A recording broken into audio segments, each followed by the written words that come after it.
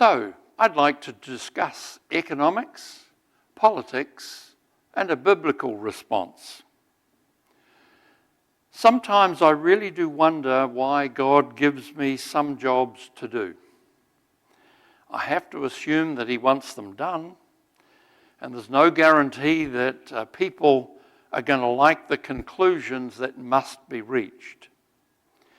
I inherited my interest in economics and politics from my father. We both discovered that while some beliefs and practices are aligned with the Bible, many are not. One clear conclusion that must be reached is that politics has never been about left versus right. It's about where your rights come from. I'll let you work out where your choice of political parties may fit best in what I'm about to share. So there are three main views. Firstly is the view that your rights come from yourself. This is a view that is found primarily in libertarian parties, but it's never been successfully applied to any nation that I can find reference to. The issue is minimal or no government. Everyone can do what they like. The consequence is that people are self-governing but are not accountable to anyone, and the result is anarchy. The second choice is the view that your rights come from the government. And the result are one of three options, and sometimes it would seem all of them together. The totalitarians want total control of people and the economy. Socialism wants a combination of totalitarianism and fascism. And the fascism want total control of people, but the economy is mostly run by corporations influenced by the government. The consequence is that there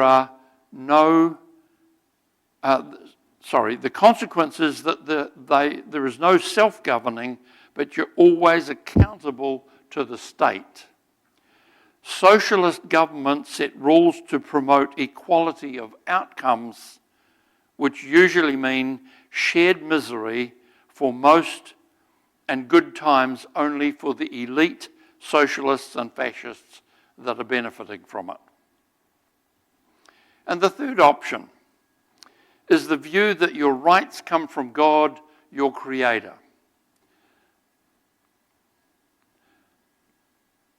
The result is free markets, widely known but incorrectly as capitalism.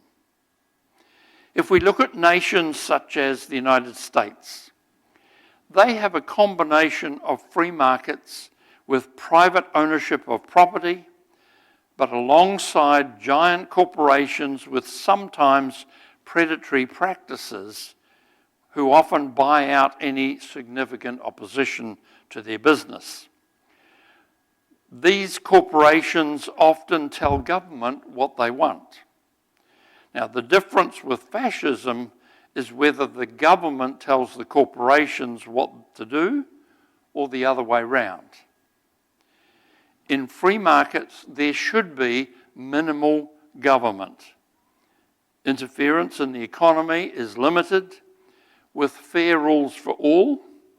Wise and benevolent governments set fair rules to allow people equal opportunities to succeed, not equal outcomes, because not everyone is designed the same. And the consequence for that is responsible self-governing, but accountability to God.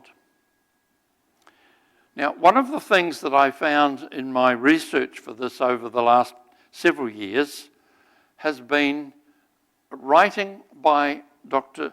Harold Eberle, so much so that I invited him and his wife to come to New Zealand a few years ago. And he has this chart in his book about the difference between increasing government control and what it does to people. And I'd suggest that you maybe hit pause and just read through these now to explain the two differences. The difference basically between socialism and free markets. Okay? Now, I mentioned this particular book, and you'll see details on the bottom, because this is the book. It's called Compassionate Capitalism. I wish I'd had some input into the choice of that title, because I think it needs to say free markets, but he calls it a Judeo-Christian value. And I highly recommend this book. You can see his email address at the bottom, worldcastpublishing.com. They're in Washington State, in the United States. I highly recommend this book because he explains how God created free markets to help people to help themselves. And he gives a lot of biblical examples and some from political and economic systems. And one key issue is the right to own property and work for yourself. So how about we check how these systems work? So let's try socialism. You have 2 cows, but the state takes one. It's called taxation. To explain the term socialism, it was coined in the early 19th century by Henri de Saint-Simon and his followers, initially describing an economy controlled by what's called elite thinkers or utopian thinkers. That should ring a little bell. We can all think of some politicians and bureaucrats whose words and actions show such self-belief in their superiority so that they want to rule over everyone else. And genuine democracy is just a nuisance. They know best, which is why they are the elites. And God calls that pride. Let's look at the issue of communism. In communism, you have 2 cows. The government takes both, but gives you a ration of milk. The goal of communism is not to tax the rich, regardless of what they say, and they do say it. It is actually to eliminate what we call the middle classes. The entrepreneurs with business skills, people who can organize themselves, create a business. The reason is that in communism, there can only be 2 classes, the ruling class and the peasants. Now, on a national scale, attempts at full state ownership and central planning, like the Soviet Union, Maoist China, or North Korea, rapidly industrialized agrarian societies, but this resulted in severe economic inefficiencies, authoritarianism, and humanitarian crises, including famines. Do some history. In fact, research has shown a very strong link between those who support communism and with those who have never opened a history book. The world had a trial run of communism for a year or 2, starting in 2020. The damage done to children's education, as well as to the credibility of bureaucrats, medical science, and to many politicians who enabled that, will not recover anytime soon. So let's look at the third option. In a free market, sometimes wrongly called capitalism, you have 2 cows. You sell one. You buy a bull and you build a thriving herd. Now, You don't have to be a genius to work out which system produces the best results for the most people. Now, the root of the issues about socialism and communism lies in one very flawed man by the name of Karl Marx. He is considered by some to be one of the greatest social, political, and economic philosophers of all time. So let's find out a wee bit more about him. He had 7 children. 4 died from starvation. 2 committed suicide. He repeatedly cheated on and beat his wife. He fathered a child with their housekeeper, Hannah, and avoided all personal responsibility. Karl Marx was vehemently against having a bath and never had one in his entire life. He didn't even wash or change his clothes often, and as a result he had festering boils and infections all over his body. Significantly, he never had a job or ran a company or held political office. His father said he was governed by a demon. And one of my friends, when he read that, said, "Only one?" He was a massive racist and anti-Semite. That is strange, since both his grandfathers were Hebrew rabbis. Marx's father converted his 8 children to Protestantism in 1824. But later, the young Marx declared himself an atheist. Financially supported by his friend Friedrich Engels, son of a wealthy factory owner, and Friedrich never worked either. Karl Marx was exiled from Germany due to his radical journalism, political activism, and involvement in the revolutions of 1848, which led the Prussian authorities to charge him with sedition and to revoke his citizenship. So in summary, Karl Marx invented an ideological theory on how to change the world without being willing to care for his own family, and all applications of his theory have ended in failure. So consider this.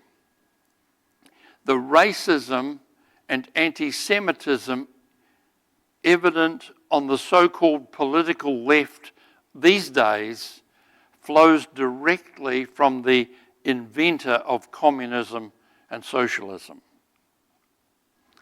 So what we need to understand is these are not innocent or victimless philosophies. Communism has already killed over 100 million people, executed. National Socialism, another 21 million directly, including 6 million Jewish people. Let me say it again. These are not innocent or victimless philosophies.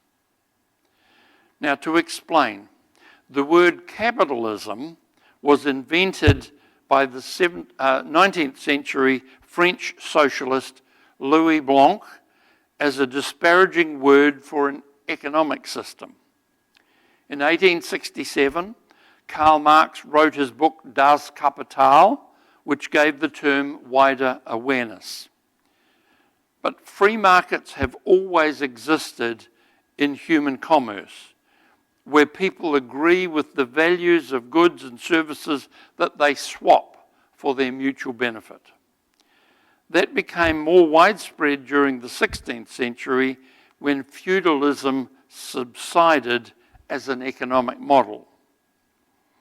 In 1953, the Koreas signed an armistice that split their country in two.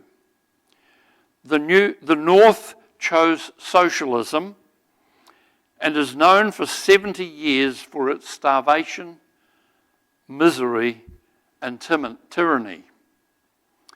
The South chose free market capitalism and it has become one of the most prosperous, healthiest, and free nations on the planet. The difference between free market freedom and the ability to do stuff for yourself versus socialism's misery is like night and day. Let me give you another example that I've been studying. Europe's outright greed and theft applied to Africa. On the 15th of November 1884, 13 European nations shamelessly gathered in Berlin to parcel out the African continent like famished schoolchildren on a school trip haphazardly dividing up a pizza. Britain was represented by Sir Edward Mallet, ambassador to the German Empire of the time. The United States, the emerging but reluctant superpower, had a delegate, the explorer Henry Morton Stanley. In utter disregard and with not a single iota of conscience or concern for the culture or the families of the continent of Africa, the map was redrawn and lands claimed. What followed was the systematic scramble and undoing of Africa. Resistance was met with brutal force. The Herero massacre was a genocide when tens of thousands of men, women, and children were shot, starved, and tortured to death by German troops as they put down so-called rebellious tribes in what is now Namibia. Tens of thousands of defenseless women and children were forced into the Kalahari Desert, their wells poisoned and food supplies cut. Most African nations have never recovered from this trauma that was orchestrated at Bismarck's official residence on that bleak weekend. So where did the idea come from to do this? Well, Europe borrowed a doctrine from the Roman Catholic Pope Urban II in 1095 AD called terra nullius. In legal jargon, terra nullius means land over which no previous sovereignty has been exercised. It's a term used in international public law to describe a space that can be inhabited but did not belong to a nation state, meaning no one owned it. Europe used terra nullius to justify its colonization, including North America, Australia, New Zealand, and a whole lot of other places. That was not capitalism. It was nothing more than an attempt to restore a kind of feudalism. And personally, I would call it colonizing greed. Post-colonial Africa, from the 1960s onwards, saw most of the nations in Africa choose socialism as their form of government. That was a direct reaction to their experience under the colonial powers. This resulted in controlling governments, even dictatorships, levels of corruption by the elites, and only the pretense of democracy. Consequently, there's virtually no African nation that hasn't had a civil war or an invasion from its neighbours. I was surprised to also recently be sent a map of the world showing that only 22 countries have never been invaded by the British, including my own. I recall reading in a history book that every British regiment had a Masonic lodge inside it. That's probably why they have a desire to act like the predators and occultists that they are known as. The great intellectual and academic, Dr. Thomas Sowell, wrote this: "Most people who read the Communist Manifesto probably have no idea that it was written by a couple of young men who had never worked a day in their lives and who nevertheless spoke boldly in the name of the workers." It was that famous British Prime Minister Maggie Thatcher who stated that the problem with socialism is that sooner or later you run out of other people's money.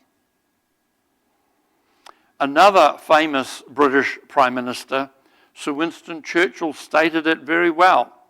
And he said this: "Socialism is a political religion whose God is the state and whose priests are the bureaucrats. It is a philosophy of failure, the creed of ignorance, and a gospel of envy. Its inherent virtue is the equal distribution of misery." Philosopher Ayn Rand accurately explained the important difference. And she stated this: "There is no difference between communism and socialism, except the means of achieving the same ultimate end. Communism proposes to enslave men by force, while socialism by vote. It is merely the difference between murder and suicide." So just remember, if you become dependent on the government for your food, your housing, even your employment, what they give you, they can also take away. So socialism and its infamous cousin communism survive on one renewable resource called ignorance. Now, I found it very fascinating that when you compare the ceasing of communism in Eastern Europe, the life expectancy suddenly increased quite rapidly. So if we're going to be concerned about health budgets, communism is a good thing to get rid of. And somebody with a sense of humour told me that even the Germans could never make socialism work. Now, George Orwell's books Animal Farm and 1984 exposed the fallacy of equality with those theories, because equality of suffering is actually that the special treatment of the elites do very well and no one else does. So to finish, let me explain how politics works these days. When a political party sees someone who works hard, takes the risks to start a business, employs other people, and creates wealth through that, politicians see someone who pays maybe 40, maybe 50% tax, so they take it by coercion if necessary. They then distribute that taxation to 5 people who don't want to work, or at least not very hard. So the politicians may have lost 1 vote from the businessman, but they've gained 5 votes from the lazy. Consequently, they win most elections. We are constantly told that the rich don't pay their fair share. But look at this. The top 1% of American earners paid 38.4% of all federal income taxes. The top 10% of American earners pay 71% of all federal income tax. The bottom 50% pay just 3%. I hope you can do some maths. The entitled always expect someone else to work to support them. I like this, turned up the other day. In capitalism, you have to work or you starve. In communism, you work and you starve. That has some certain truth to it. But there is an answer for those of us who follow God. The entitled expect everyone else will work for them. They envy everything you've got except your job. But the biblical solution to this is in 2 Thessalonians 3:10, which says, if anyone will not work, neither shall they eat. And that will give them the incentive to learn how to work. Politicians with the mindset that government is the solution then progressively ruin economies because you have more people voting for a living than working for a living. Remember, inflation and unemployment are both deliberate government policies, or neither would exist. Politicians have never seen a dollar they didn't want to tax or use to bribe voters. So if you have half a mind to trust the government for what you need, that may be all you need. I came across this statement from Plato. One of the penalties for refusing to participate in politics is that you end up being ruled by your inferiors. However, if your trust is in God instead of in the government, that shouldn't be your problem, because God looks after his own, especially those who obey him because he is faithful. And he rewards faithfulness far more than success. Let me give you 3 verses from the Bible. In Philippians 4:19, my God shall supply all your needs according to his riches in glory by Christ Jesus. John 10:10, the thief comes not but to steal, to kill, and to destroy. But Jesus said, I am come that they might have life, and that they may have it, or might have it, more abundantly. And one last one, Proverbs 3, verses 9 and 10.